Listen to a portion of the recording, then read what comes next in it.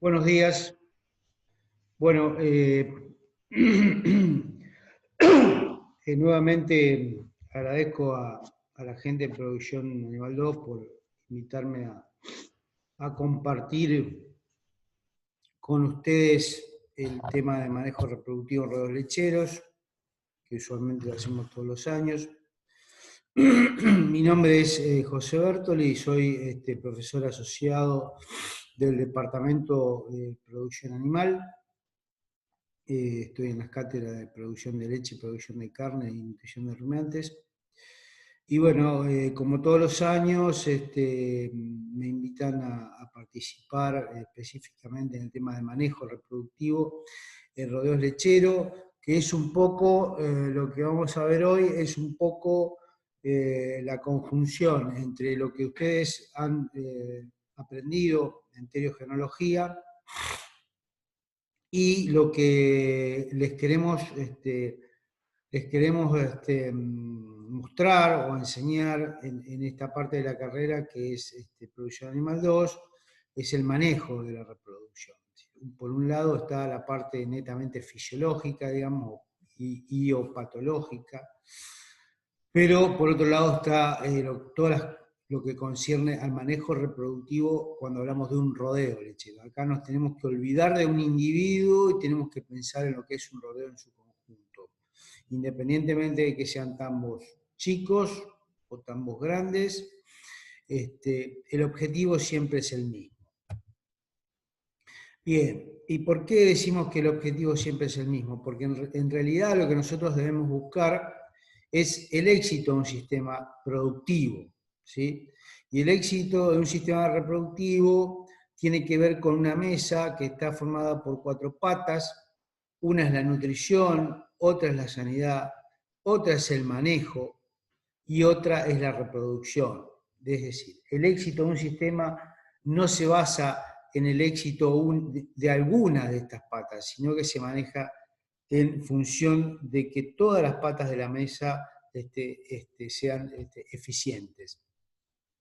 Repito, y lo digo siempre a los alumnos, no se crean que porque sea un buen, o traten de ser un buen reproduccionista, el sistema va a funcionar bien. Si no hay buena nutrición, si no hay buena sanidad y si no hay buen manejo, fundamentalmente esta herramienta, manejo, que aquí es donde está el hombre, ¿sí? El hombre que está todo el día con el rodeo, ustedes no van a tener éxito por mejores profesionales que sean. Y como todo sistema productivo, como toda empresa, lo que busca es generar dinero, es decir, generar una fuente de ingreso para no solamente los dueños, sino también para toda la gente que trabaja en esa empresa. Para recordar básicamente lo que es un ciclo reproductivo y cómo se asocia con la lactancia, la idea solamente era recordar que desde el momento del parto, la vaca comienza a producir leche, haciendo un pico de producción allá por el segundo o tercer mes de producción, y luego comienza a descender su producción hasta que llega el momento del secado. ¿Cómo se acompaña esto con el ciclo reproductivo? Bueno, después del parto sabemos todos que tenemos un periodo que se llama periodo de espera voluntaria, donde se sucede la involución uterina, es decir, después del parto, los tejidos comprometidos con él, es decir, básicamente el útero, tienen que regresar a su estado natural, digamos, a su estado normal, para poder llegar a entrar alrededor del día 40, 45, al periodo de los servicios y tratar de preñarse lo antes posible, si es posible, antes de los 85 días, para que tener un nuevo parto a los 365 días. Esto yo siempre lo repito y trato de que quede claro que un intervalo entre partos de 12 meses, como ustedes van a ver en algunos libros, es el objetivo ideal. Pero tengan en cuenta que un intervalo entre parto de 12 meses, es decir, de un año, no se puede o es imposible lograrlo en una población. Se puede llegar a lograr en cierta cantidad de individuos de esa población, pero no en el 100% de la población. Cuando trabajamos de población, tenemos que ser un poquito menos rígidos en este tipo de indicadores, porque es imposible decirle al productor que sus vacas van a parir todos los años. Eso es una falacia. Pero tratar de estar lo más cerca posible, estamos alrededor, en Argentina, alrededor de los 14, 15 meses de intervalo entre partos si tomamos el promedio de todas las vacas. Bueno, este periodo, para recordarlo, ustedes ya lo han visto en telegenología, pero este periodo de espera voluntaria, donde hay una involución uterina, hay un regreso de los tejidos a su estado pregestacional, digamos, también tiene muchas variaciones de acuerdo al tipo de parto que tuvo, si tuvo asistencia, si fue un parto con retenciones de placenta y luego tuvo una metritis, es decir, hay una serie de cuestiones que pueden hacer variar este periodo de espera voluntario y que en vez de 45 sea 50 o 55, o una vaca no pueda ser liberada a servicio los 45 días porque todavía presenta una endometritis y tiene que ser curada y demás. Pero en la generalidad de los individuos, digamos que el sistema al que tenemos que trabajar es este sistema que está descrito acá abajo. Así que alrededor del día 45, ya habiendo un buen reinicio de la actividad, digamos, ovárica posparto, que no siempre es así, porque esto está directamente relacionado con el nivel nutricional de los vientres, es decir, en la medida que estas vacas, fíjense que tienen una demanda energética por producción de leche muy alta, si estas vacas no tienen un buen balance nutricional, lo más probable es que entren en un periodo de anestro, y ese anestro a veces se prolonga mucho, incluso hablar de 80, 90 o 100 días postparto, sobre todo a veces en vacas primíparas o vacas de altísima producción, las vacas están en anestro, no están ciclando. Después, durante el periodo de servicios, es el intervalo parto-concepción, digamos, o el periodo en que va a concebir una vaca, va a depender de este reinicio de la actividad, de la detección de celos, de la fertilidad del semen, de la técnica del inseminador y de algunas otras cosas que ya vamos a ver. Una vez lograda la preñez, ahí viene otro problema. Primero, hasta desde la concepción, digamos, hasta el día 45, está lo que se llama mortalidad embrionaria, y el día 45 en adelante lo que se denominan abortos, que son, digamos, complicaciones que hacen que estos periodos no sean normales y no podamos tener un intervalo de parto ideal de 12 meses, como dicen los libros. Entonces, para resumir, a partir del periodo que termina el periodo de espera voluntario, tendríamos alrededor de 85 días hasta volver a preñar esa vaca. 85 días dividido 21 días más o menos, que es la duración promedio de un ciclo, estaríamos hablando de tres servicios, tres servicios como para poder lograr la preñez. Eso es lo que se llama días abiertos, que también es conocido como intervalo parto-concepción. Y lo ideal es que esté ahí, en alrededor de los 85 días, lo que es muy difícil de conseguir, no, digamos, dentro de una población. Luego vendría el intervalo, el periodo gestacional, que es un periodo inamovible prácticamente de 282 días hasta el próximo parto. Entonces, el intervalo parto-concepción o los días abiertos son los días transcurridos desde el parto hasta la siguiente preñez o hasta la siguiente concepción. Y eso tendría que estar alrededor de, yo diría que antes de los importantes preñar una gran cantidad de vacas antes de los 150 días de paridas. Eso como objetivo general.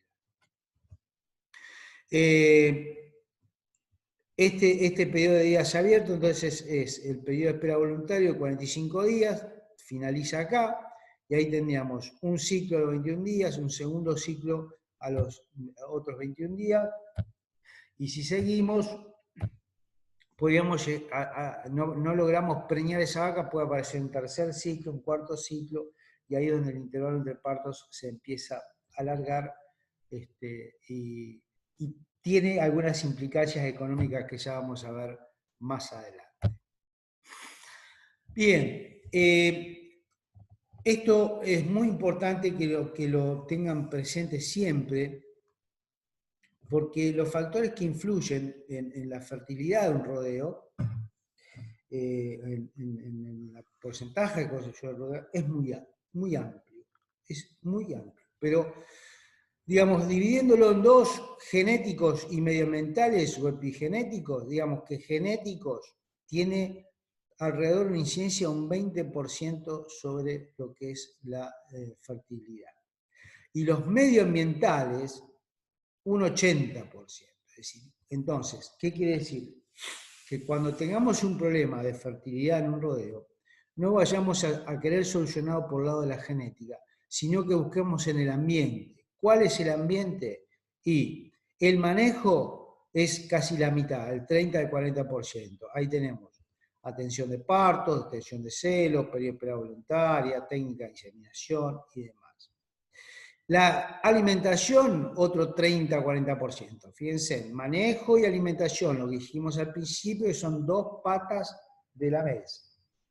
Infecciones, llamémosle endometritis crónicas, endometritis, 5 a 10%. Es decir, no hay una gran influencia de las endometritis en la fertilidad de los rodeos.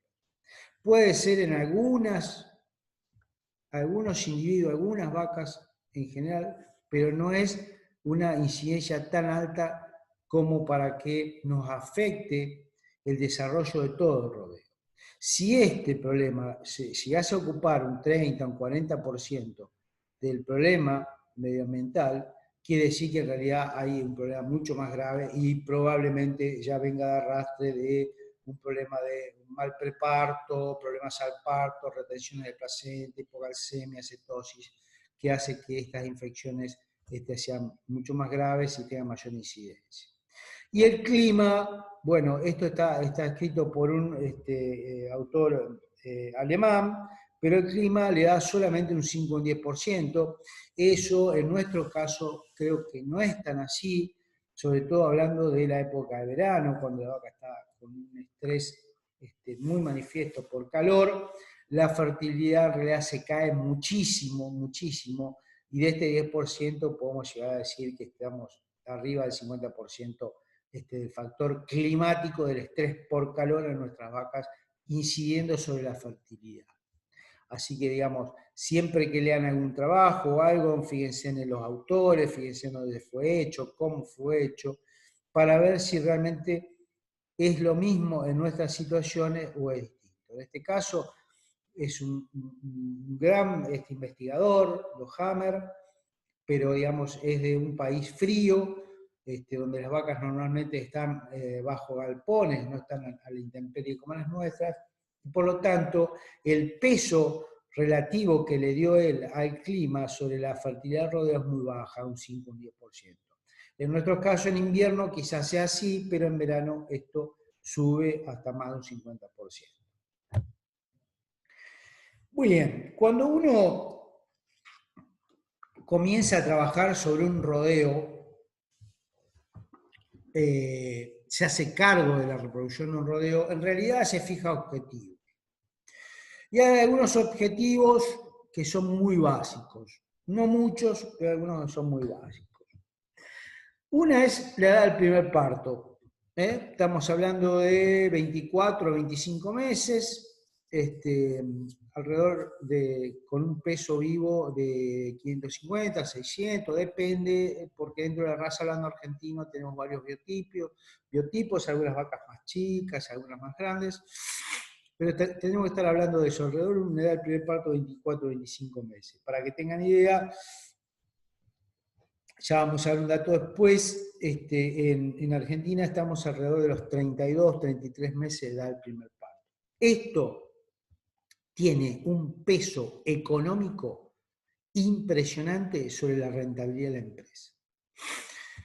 ¿Por qué? Porque si en vez de parir a los 24 meses me estás pariendo a los 30 o 32 meses como me están pariendo, en realidad Yo a esta vaquillona que le hago parir a los 24 meses, le hago ganar una lactancia en su vida útil. Ahora sí, esta edad, el primer parto, 24, 25 meses, requiere de toda una estrategia de crianza y recría muy bien manejada, sobre todo desde el punto de vista nutricional y sanitario, para poder llegar en óptimas condiciones a su primer parto. Porque si el primer parto llega a edad adecuada, 24 meses, pero no llega con el peso adecuado, con el desarrollo adecuado, lo más probable es que esa vaquillona, después de ese primer parto, no se logre preñar más y no de mucha leche y la terminamos vendiendo. Otro de los objetivos que hay que tener muy en claro es el intervalo entre partos que vamos a tratar de lograr. Dijimos que 365 días o 12 meses es algo utópico cuando estamos hablando de un rodeo, ¿sí? 400, 420, 430, 450 días es, digamos, un objetivo cuando hablamos de un rodeo en su conjunto. 365 días en algunos individuos, y esto es una curva de Gauss, vamos a siempre a tener una media con individuos a la derecha e individuos a la izquierda. Bien, estos 365 días van a ser individuos que están a la izquierda, es decir, se preñan muy temprano, pero también vamos a tener individuos que se están preñando a los 430, 440 días. Entonces, van a estar pariendo, perdón, los 430, 440 días. Entonces, hay que tener mucho cuidado cuando hablamos de un intervalo entre partos. ¿Se considera rentable más o menos hasta 400 días? Yo diría que esto también varía mucho con el nivel de producción de los vientres. Es decir, en la medida que las vacas sean de mayor producción de leche, esta rentabilidad se puede llegar a alargar. Cuando las vacas son de muy baja producción de leche, este intervalo entre partos tiene que ser lo más corto posible. Ejemplo, Nueva Zelanda, que es un sistema, digamos, llamémosle netamente pastoril, porque las vacas prácticamente comen pasto solamente. En Nueva Zelanda las lactancias son muy cortas, porque las lactancias son lactancias de 3.000, 3.500, 4.000 kilogramos de leche como máximo.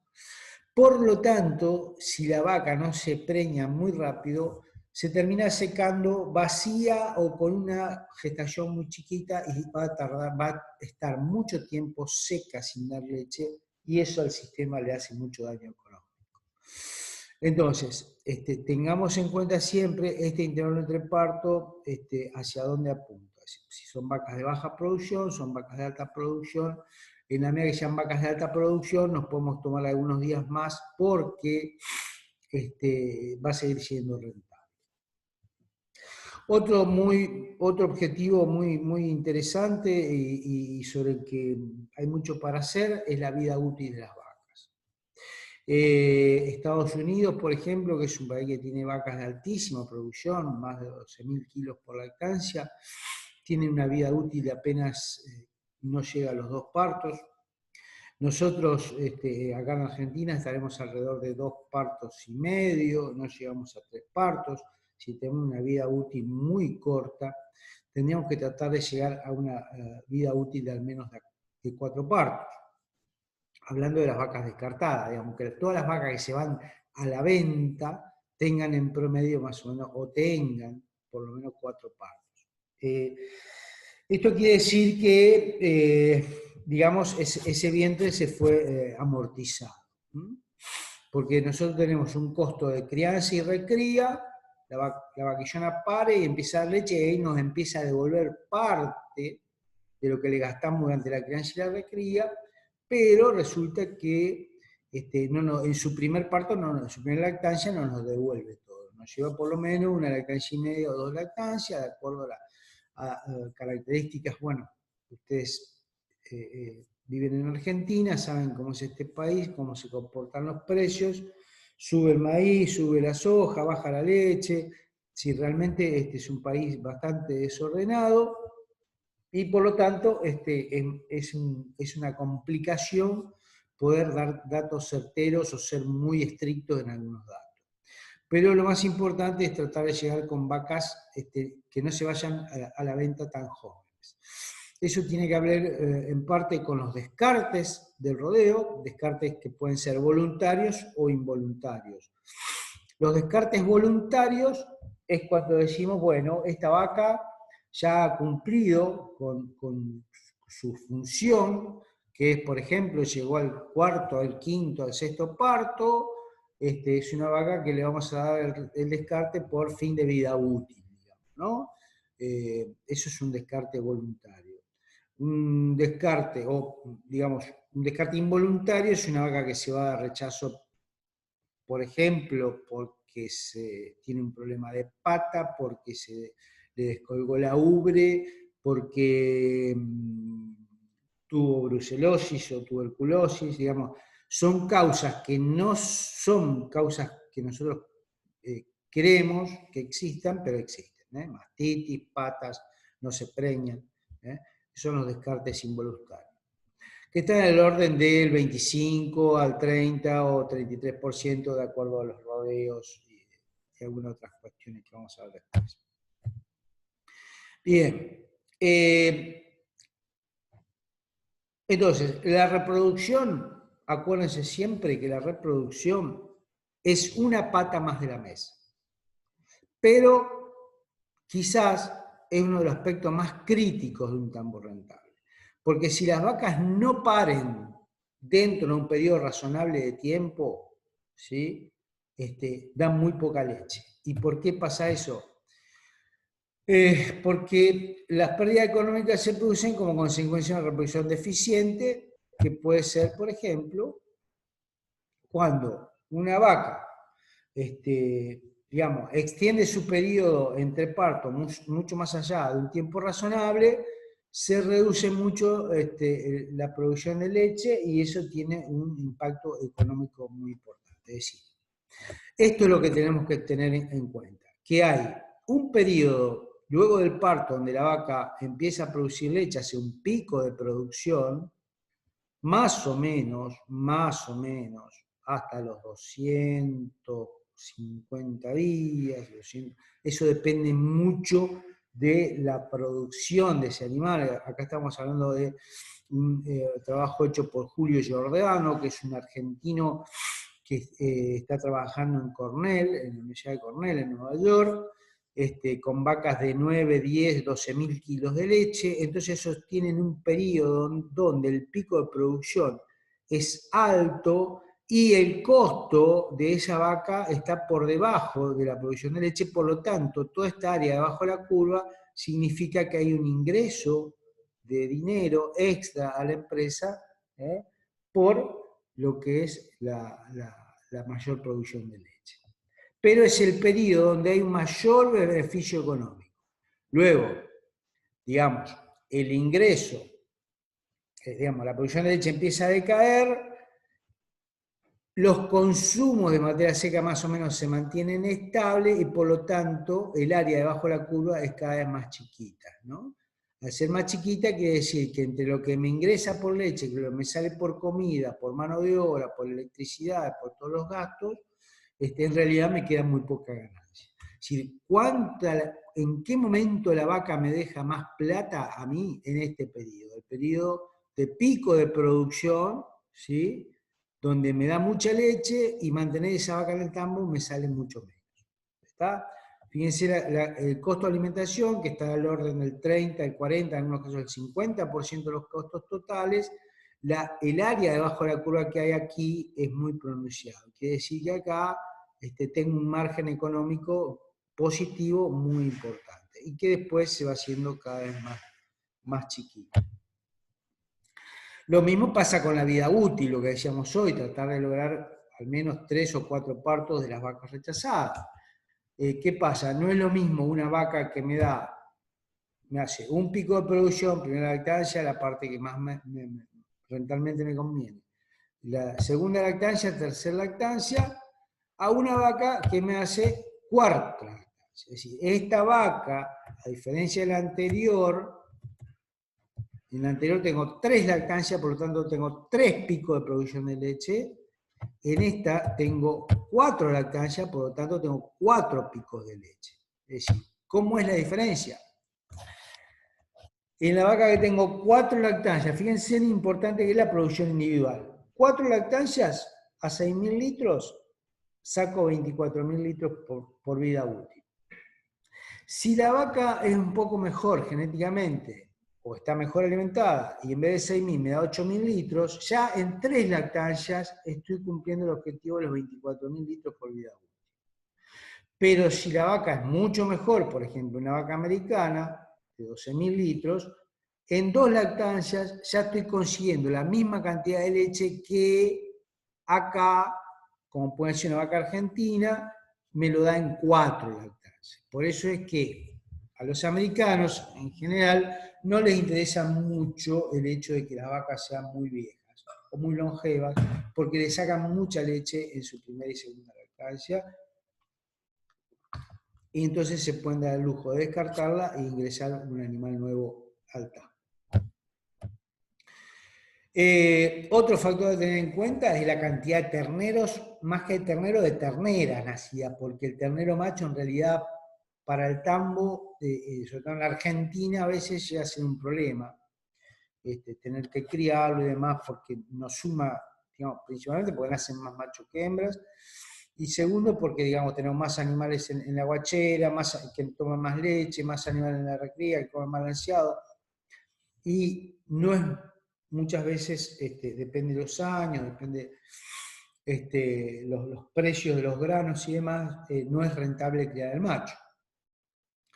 Entonces, hablando de terneras, si tenemos una mala reproducción y nos nacen pocas terneras por año, quiere decir que voy a tener pocas vaquillonas por año, voy a tener que hacer una mayor presión de selección, digamos, la posibilidad de descartar vaca, porque tengo pocas vaquillonas para reponer. Es decir, si tenía que vender 30 vacas, reponer con 30 vaquillonas, y tengo solamente 20 vaquillonas, bueno, o disminuyo la cantidad de vacas en el tambo, o, digamos, y no crezco, o tengo que, algunas vacas que pensaba descartar, las tengo que guardar. Así que pasa a ser un problema. Decrecen 9 vaquillonas entonces, excedente para venta, digamos, si necesito 30 vaquillonas y tengo 20, 25, tengo que guardarlas todas. Si necesito 30, pero tengo 40 vaquillonas, esas 10 vaquillonas para excedente podrían salir a la venta y normalmente tienen un buen precio y un buen retorno económico. Decíamos hoy que no íbamos a hacer cargo de manejar la reproducción en un establecimiento, y como veterinario reproduccionista, digamos, tenemos que tener un programa reproductivo. Ese programa reproductivo normalmente debería tener los siguientes puntos. Primero, la prevención de las enfermedades específicas de la reproducción. Aquellas que causan mortalidad embrionaria, aborto y demás, agentes infecciosos que podemos, digamos, de alguna forma tratar de disminuir en base a profilaxis con vacunas.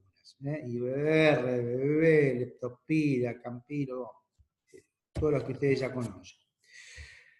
O sea, prevención de enfermedades específicas de la reproducción. No solamente a veces son infecciosas, también tenemos algunas, por ejemplo, como son, o que vienen acompañado del alimento, como son el caso de las micotoxinas. También hay que tener muchísimo cuidado. También hacer prevención de los factores no específicos que afectan a la reproducción. Por ejemplo, la nutrición. Si yo tengo una mala nutrición en mi rodeo, sé que después del parto esa vaca entra a producir mucha leche, entra en un balance energético negativo, y esa vaca lo más probable es que esté en un anestro y un anestro prolongado, a veces 120, 150 días del parto, y todavía la vaca no comenzó a ciclar. Entonces tengo que tener mucho cuidado con el tema nutricional. Y la otra es lo que dijimos hoy, era el tema de la crianza y la recría de las vaquillonas, que para lograr un parto a edad temprana, 24 meses. También tengo que hacer planificación de partos de vacas y vaquillonas. En Argentina, quizás la mayoría de los tambos en Argentina se manejan con partos todo el año, pero hay algunos productores que optan por tener partos estacionados o no tener partos en algún momento del año. Por ejemplo, los que dicen no quiero tener partos en enero porque en enero hace mucho calor y la vaca sufre mucho y el ternero se embicha y bueno. Entonces, hay productores que le van a plantear, yo no quiero tener partos en verano, no quiero tener partos durante un mes, 2 meses o 3 meses en verano, y hay otros que tenemos partos todos los meses. Eso es a criterio de cada uno y cada uno deberá amoldarse a lo que el productor desee. También hay que planificar muy bien la cría y la recría, como dijimos, de las hembras de reposición para que lleguen al parto de edad adecuada. Y todo lo que sea el tratamiento de las patologías específicas que afectan a unos pocos animales, como el tema básicamente de los problemas de ubre y el problema de patas, básicamente, que es lo más importante en los tambos. Cada vez que vayamos a trabajar en un tambo, sea una vez por mes, una vez cada 15 días, vamos a tener algunas actividades que ejecutar. Una evaluación de la situación inicial, digamos, cuando vamos por primera vez, tenemos que hacer un diagnóstico de situación, hacer un tacto general, hacer un boqueo, ver las condiciones de las ubres, de las patas, decir, bueno, tu rodeo es un rodeo que está bien, tenemos tantas vacas preñadas, tantas vacías, las que están vacías están pareadas en mucho o poco tiempo, es decir, hacer un diagnóstico de situación para arrancar. Tenemos que tener identificados los animales, identificados con 2 métodos. Un método que tiene que ser indeleble, es decir, que no se borre nunca más en la vida, como puede ser un tatuaje en la oreja, que es el más común, y un método deleble, es un método que se puede perder, pero se puede reponer, como es el tema de la caravana. Sobre todo para poder hacer una identificación a distancia de los animales. Hay que empezar a implementar registros, es decir, hay que llevar registros. ¿Cuáles? Todos. Cuándo pare, cuándo tiene celo, cuándo se le da servicio, cuándo se la diagnostica preñada. Eso es el tema, cuándo aborta, cuándo vuelve a parir. Eso desde el punto de vista reproductivo. También hay que llevar registro de si tiene mastitis, en qué cuarto, qué tipo de mastitis, si se curó o no se curó. Problemas podales, en qué pata, cuándo. Es decir, hay que llevar registros. Si no tenemos registros, no podemos evaluar. Y si no podemos evaluar, no podemos corregir. Porque si no tenemos registro, no podemos evaluar, no sabemos a dónde está el problema. Si descubrimos a dónde está el problema, podemos corregir para mejorar. ¿Se entiende? Bien. También vamos a hacer un examen reproductivo periódico, donde vamos a evaluar la condición corporal, vamos a hacer un examen clínico donde vamos a ver las condiciones del útero y los ovarios. Vamos a trabajar mucho sobre capacitación del personal. Hay que trabajar mucho sobre capacitación del personal, específicamente en el área reproductiva, todo lo que es a los vaqueros, la detección de celos, y a los inseminadores la técnica de inseminación. Otras actividades complementarias como las vacunaciones, el tratamiento de las patologías de ubre o de patas, supervisar la cría y la recría, la alimentación, demás. Un resumen de la jornada, es decir, hay que dejar un informe, ese resumen junto a un informe, para que el productor de alguna manera vaya viendo los cambios que se van sucediendo en su rodeo. Eso es muy importante, siempre nosotros los veterinarios por ahí no tenemos la facilidad de escribir, pero tenemos que tratar de dejar siempre un informe. ¿Qué hicimos? ¿Qué no hicimos? ¿Por qué lo hicimos? ¿Qué recomendamos? ¿Qué recomendamos? Muchas veces nosotros recomendamos, pero la decisión la toma el dueño. Pero hay que dejar un informe por escrito. Ese informe por escrito nosotros no tenemos que quedar con una copia. Entonces, si yo dejo indicado una vacunación, porque me parece que puede llegar a existir determinado agente infeccioso, y vengo dentro de un mes y esa vacunación no se hizo, ¿por qué no se hizo? Porque si no, la culpa siempre va a ser nuestra. Entonces hay que dejar muy en claro todas las indicaciones en informes, con una copia para el dueño, una copia para el tambero o el recorredor, el sacador de celo, el inseminador, y siempre una copia para nosotros.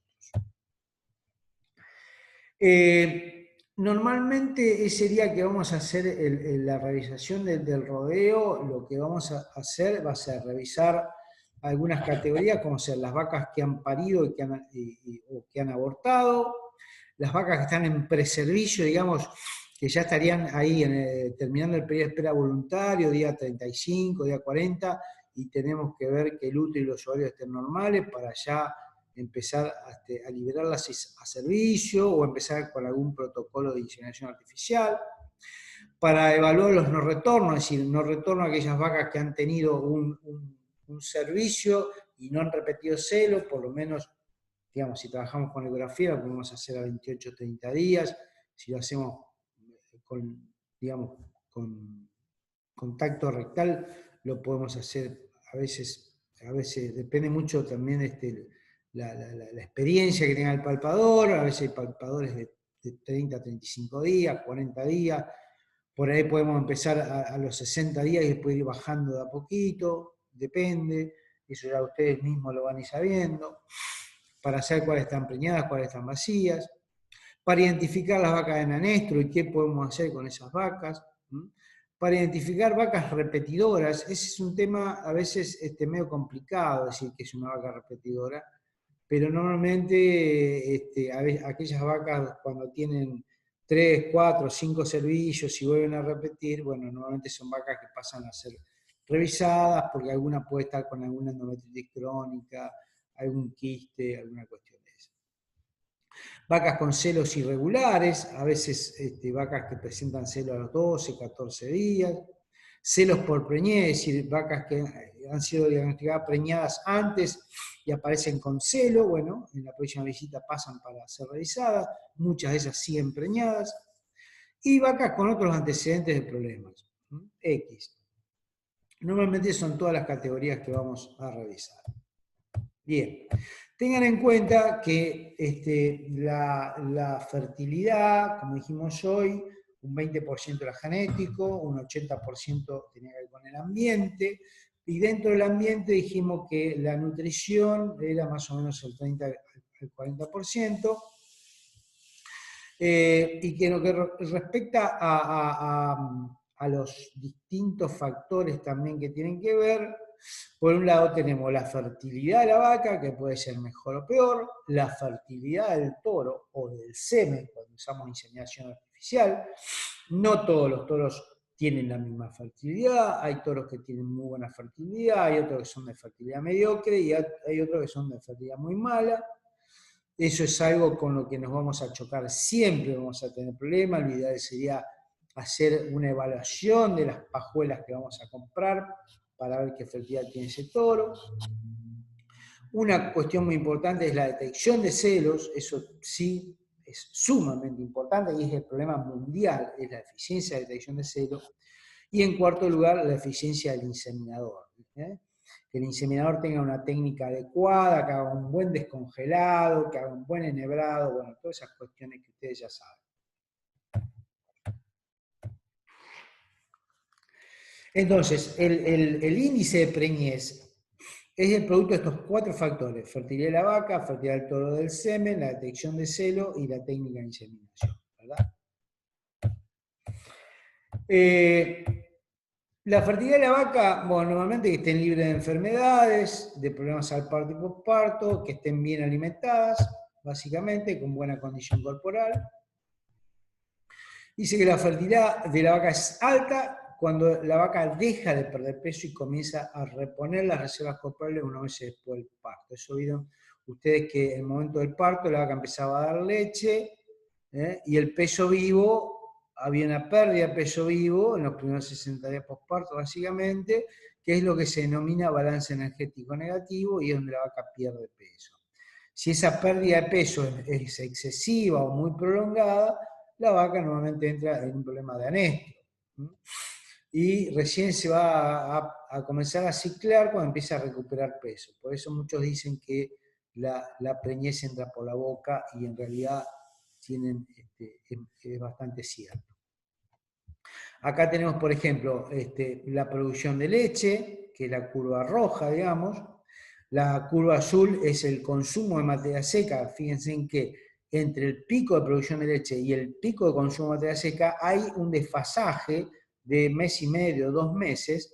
Por lo tanto, acá cuando se inicia en los primeros 2 o 3 meses el pico de lactancia, no tenemos el pico de consumo. El pico de consumo está por acá abajo. Por lo tanto, toda esta energía que necesita para producir leche, como no la saca de la comida, la saca de su propio tejido corporal. Y por eso es que el peso corporal hace esta curva. Pierde peso, ¿sí?, hasta que levemente empieza a recuperar peso. ¿Tá? Esto se llama balance energético negativo. Eso siempre tenemos que tener en cuenta que sea lo menos profundo y lo menos prolongado posible. Para eso existen, digamos, lo que es la evaluación de la condición corporal. Bueno, no voy a entrar en este detalle porque ustedes ya lo han visto, pero es, bueno, cómo se evalúa la condición corporal, cuáles son los puntos donde tenemos que hacer hincapié para ver en qué condición corporal esté la vaca. Recuerden que un punto de condición corporal en la escala de 1 a 5, es decir, entre una vaca 2 y 3, 3 y 4, el equivalente es 54,5 kilos de peso vivo. Es decir, una vaca que pierde 2 puntos de condición corporal está perdiendo 100 kilos de peso vivo, que es mucho, muchísimo. Sin embargo, sucede en vacas de altísima producción que pierdan a veces hasta 2 kilos de peso vivo por día, porque utilizan mucha energía del cuerpo para producir leche. Bueno, estas son fotos donde nosotros estamos viendo los puntos que hay que analizar para ver la condición corporal. Esa vaca, una vaca 2,5. Esta es una vaca, perdón, una vaca 2,75, un poquito más rellena. Esta es una vaca por lo menos 3, ya tiene las toxicidades coxal y isquiática bastante completas de grasa, bien rellenitas. Esta es una condición corporal por lo menos 3,5. Esta es una condición corporal por lo menos de 4, o mayor a 4, que ya sería algo excesivo, digamos. Lo ideal sería que al momento del parto la vaca esté con una condición corporal de 3,25 a 3,50. No más que eso, porque el exceso de grasa después del parto entra en balance energético negativo, en realidad entra a perder grasa ya previa al parto, y eso nos puede conducir a una cetosis, que es una enfermedad metabólica, que nos va a traer, digamos, consecuencias desagradables para la reproducción y para la vida del animal también.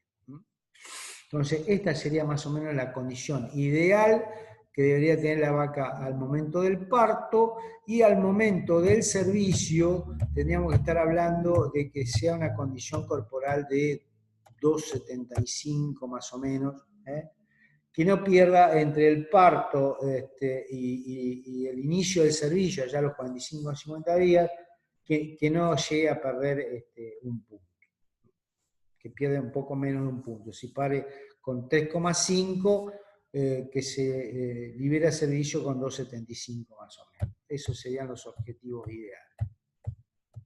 Muy bien. ¿Por qué o cuál sería la evolución que tendría que hacer una vaca? Esto sería una evolución normal. Una vaca pare en una buena condición corporal, entra en balance energético negativo, empieza a producir leche y después empieza a recuperar y se seca con una condición corporal muy parecida a la que parió. En esta vaca normalmente no vamos a tener un problema reproductivo serio, sobre todo de reinicio de la actividad ovárica y lograr una buena concepción. En cambio, ¿qué pasa con una vaca flaca? Una vaca flaca pare en buena condición, igual que esta, pero el balance energético negativo es más pronunciado, quizás por una mala nutrición. Por lo tanto, esta vaca no va a recuperar tan fácil la condición corporal, va a entrar en un cuadro de anestro prolongado y es muy probable que se seque también con una condición corporal mala. Eso hace que al próximo parto y la próxima lactancia también va a tener problemas, ¿no? Entonces, esto sería una curva de evolución de peso vivo normal y esta es una evolución de una condición corporal de una condición corporal y de una evolución de peso mala. Bueno, no voy a hablar de características del celo, del esto, de cualquier forma este material ustedes lo tienen, le queda, pero ustedes saben de lo que es las características del celo, hay algunos, digamos, factores primarios y secundarios que tienen que ver con la vaca en celo, como la inquietud, nerviosismo, mugido, dejan de comer, dejan de dar leche, se empiezan a agrupar en lo que es el grupo sexualmente activo, pero la indicación, o digamos, lo más importante es, además de la identificación de los animales, de la capacitación del personal y la confianza de los datos, es que la vaca se deje montar. Ese es el signo patognomónico de que la vaca está en celo. Cuando la vaca se deja montar y se queda quieta, esa vaca está en celo. Y de ahí partimos para saber cuándo tenemos que inseminar. En este caso, fíjense, esta vaca blanca es montada por esta vaca negra, se queda quietita, ni se mueve, esa vaca es la vaca que está en celo. Ese es el signo, digamos, más claro, o más evidente que la vaca está en celo. Los demás son signos secundarios. Bueno, ¿cómo se debe detectar el celo? Eso ya también lo han visto, 2 veces al día mínimamente, a la mañana, temprano, tarde, no menos de 30 minutos por cada vez. En el caso de que estemos en situación de estrés por calor, a la tardecita y a la mañana y a la madrugada, a la mañana temprano, porque después cuando hace calor la vaca no muestra celo. Estas son las observaciones visuales de algunos. Fíjense las peladuras en los isquiones y en la grupa que tiene por haber sido montada. Eso ustedes ya lo saben. Algunas cosas que han cambiado, por ejemplo, las características de los senos. Por ejemplo, en vacas hay un promedio de 8,5 montas, ¿sí? Sobre un celo de 7 horas, más o menos. En 7 horas se monta más o menos 8 veces y media. En vaquillonas es mucho más manifiesto, hay un promedio de 16 montas, en celos un poquito más prolongado, alrededor de 10 horas. La mayor cantidad de montas se registran durante la noche, eso ya también lo saben, entre las 6 de la tarde o las 18 horas y las 6 de la mañana. Eso bastante bien. Fíjense acá cómo este trabajo que midió la cantidad de montas, acá tenemos las 6 de la tarde, empiezan los picos de monta hasta más o menos las 6 de la mañana. Y durante el periodo de día, más o menos, la cantidad de montas son muy pocas. Entonces, esto nos está indicando, y sobre todo en verano, tenemos que saber en qué momento tenemos que estar detectándose. También es lo mismo, pero acá está amplificado en porcentaje. Fíjense, entre las 12 de la noche y las 6 de la mañana, el 45% de las vacas mostró celo. Entre las 6 de la tarde y las 12, un 25%, entre las 6 de la mañana y las 12, un 22%, y de las 12 a las 18, y sobre todo en verano, solamente un 8% de detección de celo. Entonces, este es el periodo, acá sumando esto, tenemos 70% de los celos se dan entre las 6 de la tarde y las 6 de la mañana. Eso tiene que quedar bien claro. Bueno, no voy a entrar en situaciones muy finas, digamos, pero solamente para que ustedes vean la duración del celo en vacas de baja producción y de alta producción. Estas son vacas de 32 kilos por día y estas son vacas de 46 kilos por día.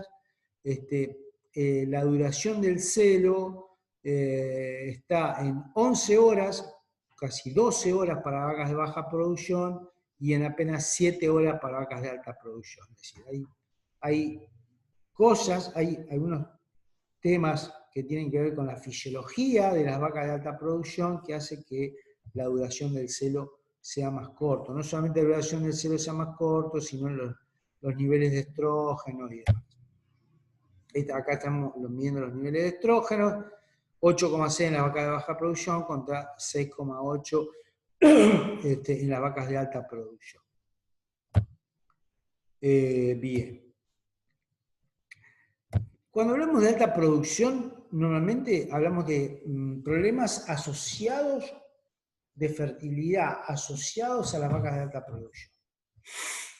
Si ustedes buscan hoy en internet los trabajos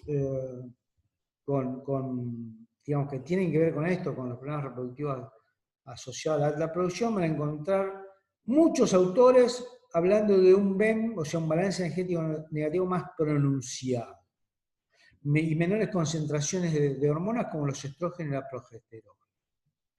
También van a encontrar mucha cantidad de información acerca de la duración e intensidad del celo, es decir, autores que indican que en las vacas de alta producción la duración es menor y los celos son más cortos los celos y de menor intensidad, se demuestra mucho menos. Otros autores van a hacer hincapié sobre el atraso en la primera ovulación, problemas por ahí que tienen que ver con el anestro. Otros tantos que hablan de quistes de ováricos y otros tantos que hablan de menor viabilidad de los embriones, a veces referido a concentraciones de hormonas, especialmente progesterona plasmática. Así que bueno, fíjense que está un poco detallado en lo que estuvimos viendo hasta antes, los problemas de las vacas de alta producción. Pero esto no quiere decir que sea un problema de las vacas de alta producción. Quiere decir que todo esto se puede llegar a corregir a través de una excelente sanidad y una excelente nutrición. Esto lo podemos minimizar. Así que con esto no quiero decir que las vacas de alta producción sean problemáticas. No, nada que ver. Las vacas de alta producción se preñan igual que las vacas de baja producción, siempre y cuando sean bien manejadas. En eso quiero ser muy claro. Las vacas de alta producción se preñan igual que las de baja producción, siempre y cuando sean mal manejadas, malnutridas, a eso me refiero. Ahora, si hay una mala nutrición y tenemos una vaca de baja producción y una de alta, la que más va a sufrir va a ser la de alta. ¿Se entiende? Pero tenemos una mala nutrición. Si no, no es así. Acá tenemos un trabajito muy lindo que habla del síndrome de celo no visible, es decir, vacas de alta producción que tienen mayor cantidad de celo silente, es decir, tienen celo pero no lo demuestran, otra que tienen celos más cortos, otra que tienen menor intensidad, y también esto se empezó a ver que hay muchas vacas que tienen el ciclo, digamos, el folículo llega al estado preovulatorio pero no ovula. ¿Sí? Es un celo anovulatorio. Este es un trabajo para ver lo que es el tema de las montas y la duración. Este es un trabajo hecho en Virginia sobre 2.500 vacas detectadas en celo con el sistema de Hayward, que es el mejor sistema de detección de celo, que es un sistema obviamente computarizado para detectar celo a través de un emisor de ondas. Y estas 2.500 vacas detectadas en celo, el 10% tuvieron una sola monta. Muy poco. Dijimos un promedio de 8 montas, bueno, 8 montas y media. El 10% tuvieron una monta. 13% tuvieron 2 montas. Es decir, muchas vacas, el 23% tuvieron 1 o 2 montas. Y el promedio fue de 8,5 montas, pero con una duración de apenas casi 4 segundos. Es decir, son pocas montas y de poca intensidad. Entonces es muy difícil porque cuando te diste vuelta la vaca ya la montaron y la dejaron de montar. ¿Se entiende? Si la duración de la monta, 4 segundos, 1 elefante, 2 elefantes, 3 elefantes, 4 elefantes, es tan rápido que no alcanzamos a verla montada. Por lo tanto, como la foto hoy que dijimos que la vaca blanca estaba montada, es muy difícil ver esa situación. Ese es un tema bastante real. Este es otro trabajo también que se hizo en Australia con el mismo sistema Hayward, donde vieron que el 12% de las vacas que ovularon no fueron montadas, es decir, tuvieron un ciclo, maduró un folículo a preovulatorio, ovuló, pero no tuvo sintomatología de celo, por lo tanto no fue montada.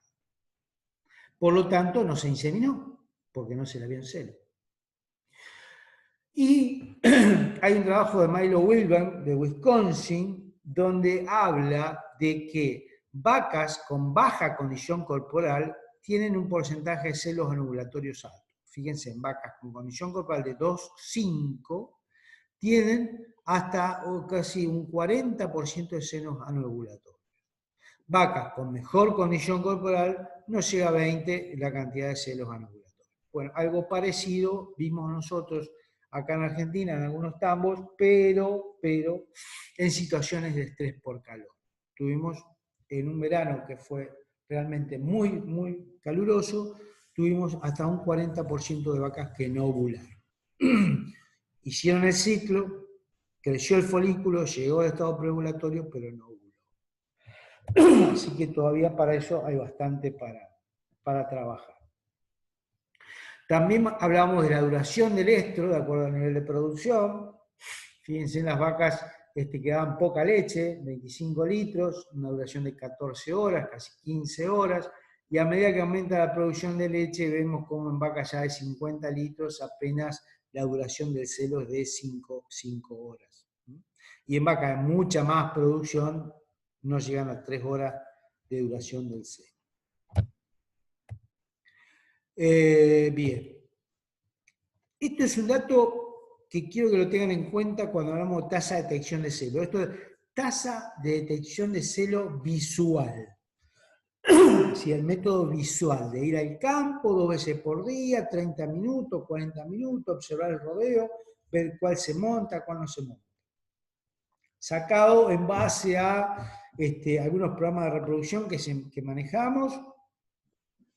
En Argentina no hay muchos, pero hay algunos 3 o 4 que son los más importantes. Y fíjense qué pasa exactamente, qué pasa en el mundo. Esto es la tasa de detección de celo en el periodo 2015-2019, pero por detector de celo. O, digamos, que no quiere decir que sea, si cambiamos de detector de celo y es mejor, puede ser que suba.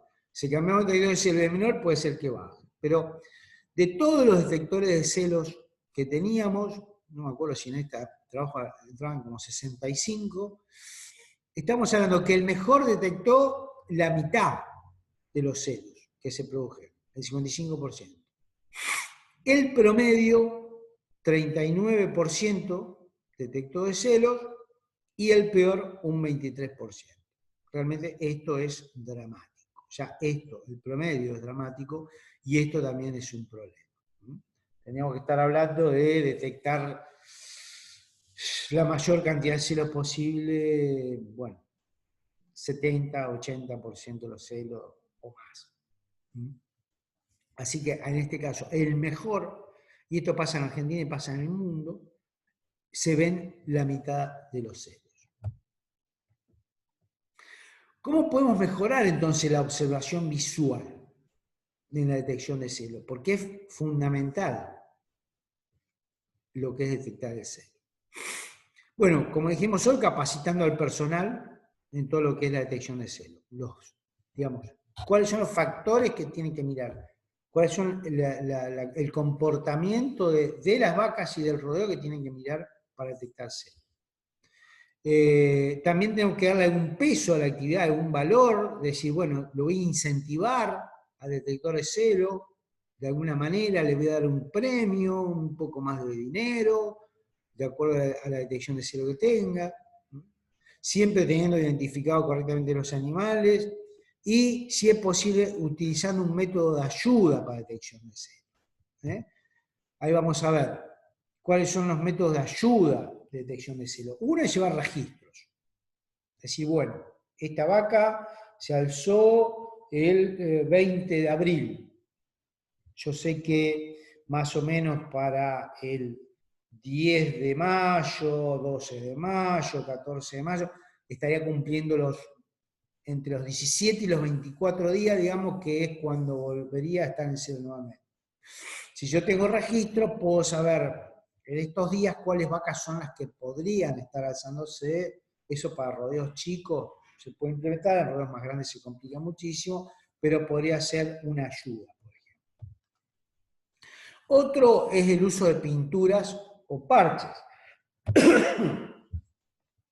Este es el caso de las pinturas, se le pinta el dorso de la grupa, con distintos tipos de pintura, pueden ser este tipo de pinturas tipo látex, o pinturas puede ser este tipo de lápiz, digamos, o puede ser pinturas en pomo, pero la idea es pintar las vacas, y cuando se ven despintadas porque la montaron es porque estuvo en serio. También hay falsos positivos y hay falsos negativos.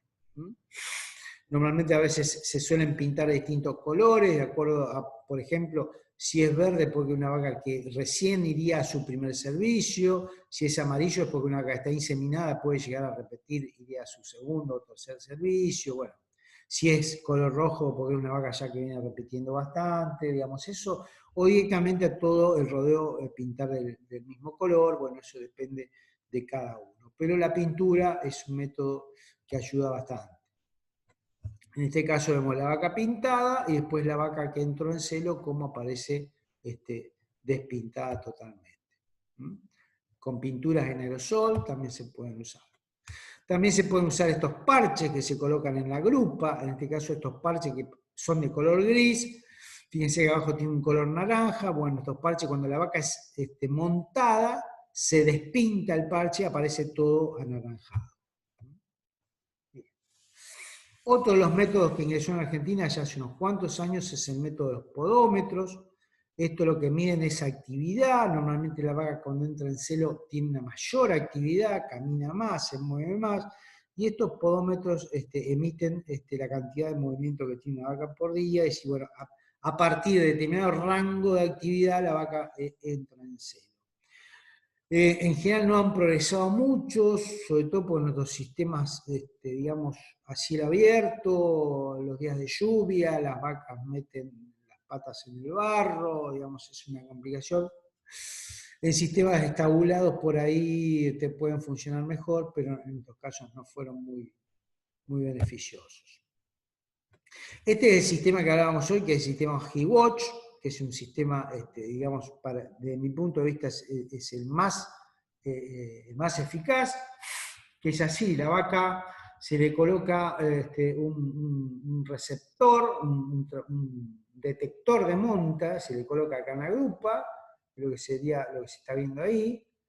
Esa vaca cuando es montada manda una onda a un receptor que hay más o menos, son receptores que se colocan cada 500 metros, obviamente que son para sistemas estabulados o confinados, y ese receptor manda la señal a un ordenador, a una computadora, que tiene un software determinado, que va diciendo que esta vaca, que es la número 542, a las 5 de la mañana fue montada por primera vez, que después tuvo una segunda monta a tal hora, una tercera monta a tal hora. Es decir, es un programa espectacular porque lo que hace el operador a la mañana se levanta, prende la computadora, saca el listado y ahí le aparecen el listado de las vacas, los RP de la vaca y al lado a qué hora fue su primer monta.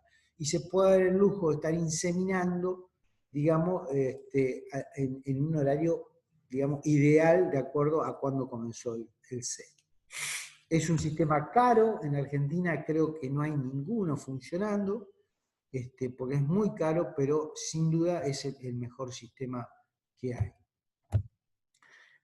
Hay otros sistemas como es el sistema de los collares, el sistema HeWatch, que es un collar que se le coloca a la vaca con un transponder. Estos transponders en realidad lo que muestran son dos cosas. Una es actividad y por otro lado es muy importante y es muy interesante, y esto sí hay en Argentina, y cada vez más, es porque también hacen detección de rooming. Entonces, estos transponders, los que muestran, que cada uno tiene un código, obviamente, para cada vaca tiene un código, lo que muestran es la actividad. Fíjense, acá tenemos los distintos días y las distintas horas, y la vaca como viene con una determinada actividad, Y en algún momento, por ejemplo, esto es el 3/10, a las 12 horas, comienza a tener una actividad mayor hasta que hace un pico de actividad. Ese pico de actividad se toma como que ahí comenzó el celo. Y abajo lo que aparece es la rumiación, el tiempo de rumia.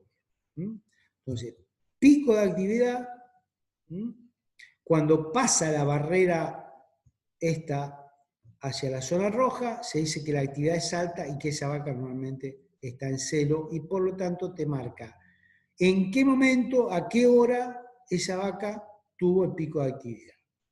Y en ese momento sabemos que tenemos una ventana de tiempo de 8, 12, 18 horas para inseminar. Pasó ese celo, la vaca vuelve a su actividad normal y acá a los 21 días más o menos, otra vez un segundo celo, pico de actividad. Esto es lo mismo, a la mañana hay que levantarse, hay que prender la computadora y hay que revisar las vacas que tuvieron pico de actividad para ver cuándo hay que inseminarlas. Es un tema, digamos, un sistema de los collares, sistema que es bastante utilizado en Argentina. Es un sistema israelí, bueno, que ahora en realidad a esta empresa israelí la compró Allflex, que es otra multinacional. Entonces, acá se ve el pico de actividad y fíjense cómo coincide con disminución de la rumia, porque como dijimos, cuando aumenta el día del celo, normalmente la vaca que hace empieza a caminar más, mueve y deja de comer. Fíjense en cómo coincide perfectamente el pico de actividad con la disminución de la rumia. Acá, a los 20 y pico de días, repite la vaca, pico de actividad, disminución de la rumia. ¿Verdad? Bien. Es el sistema SSR que hoy lo ha comprado Allflex. Y lo tiene Allflex a la vez. Esta es la ventana que te da para inseminar.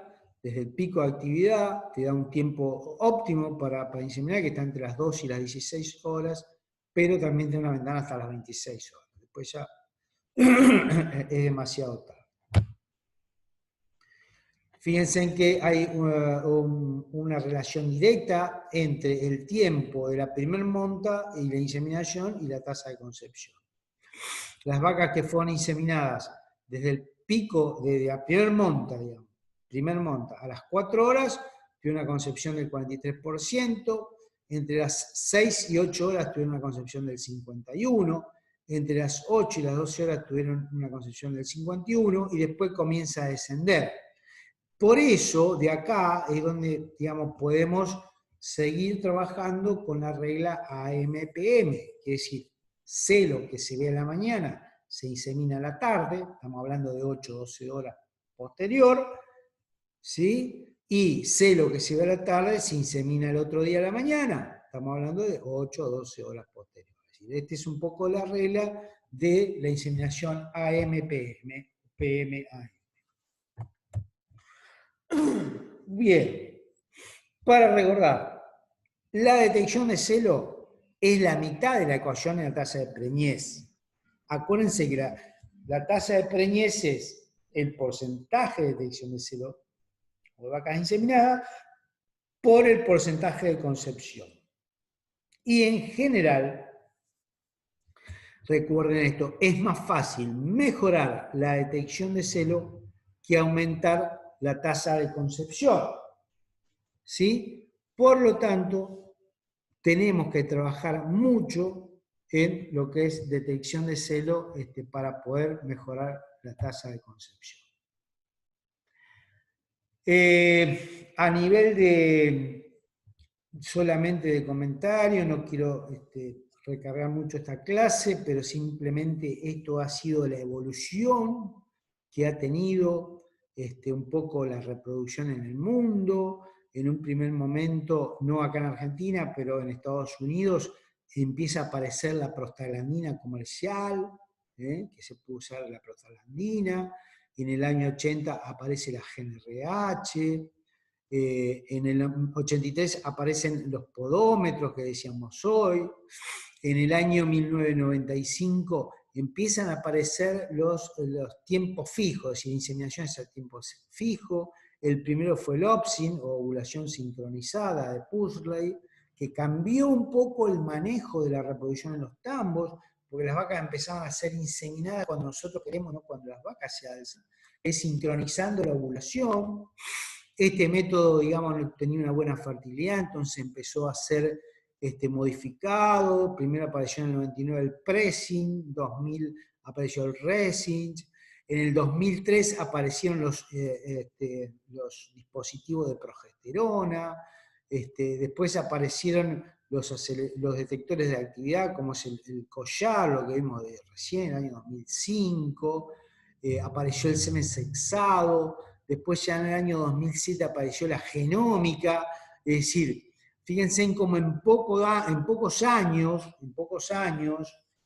cómo fue cambiando o fueron apareciendo drogas o sistemas, digamos, informáticos, software, que nos permitieron mejorar la reproducción en los tambos. Bueno, obviamente esto no tiene fin, están apareciendo cada vez más cosas muy, muy interesantes, solamente para que lo tengan a modo de recuerdo.